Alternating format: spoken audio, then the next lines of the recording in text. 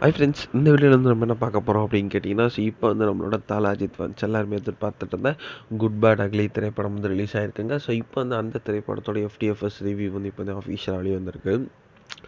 So இப்போ வந்து நம்மளோட குட் பேட் அக்லி திரைப்படம் வந்து ரசிகர்களால் ரொம்ப பெருசாக கொண்டாடிட்டு இருக்கு தியேட்டரில் அப்படின்னு சொல்லலாம். ஸோ படத்தை பற்றி பேசணும் அப்படின்னா கண்டிப்பாக படம் வந்து செம்ம பெரிய ஒரு திரைப்படம் அப்படின்னு சொல்லலாம். செம்ம பெரிய ஒரு கம்பேக் அமைஞ்சிருக்கு. ஸோ விடாமுயற்சியோட தோல்விக்கு அப்புறம் வந்து நம்ம தல அஜித்தோட சூப்பரான ஒரு கம்பேக் திரைப்படமாக வந்து குட் பேட் அக்லி அமைஞ்சிருக்கு அப்படின்னு சொல்லலாம். ஸோ ஆதிக் ரவிச்சந்திரன் வந்து செம்ம ஒரு சம்பவம் பண்ணியிருக்காரு திரைப்படத்தை. ஸோ நிறைய சர்ப்ரைஸ் வந்து ரசிகர்களுக்கு உங்களுக்கு வந்து திரைப்படத்தில் காத்திருக்கு. நான் எதையும் ஸ்பாய்லர் பண்ண விரும்பலை.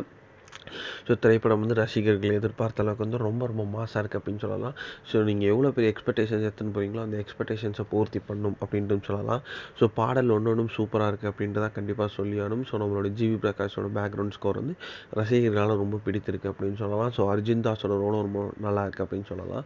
ஸோ மெயினாக அதை இந்த மேன் வந்து அஜித் அவரோட ரோல் வந்து ரொம்ப ரொம்ப மாசாக இருக்குது அப்படின்னு கண்டிப்பாக சொல்லியானும். ஸோ கண்டிப்பாக குட் பேட் அக்லி வேறு லெவல் அப்படின்றதுல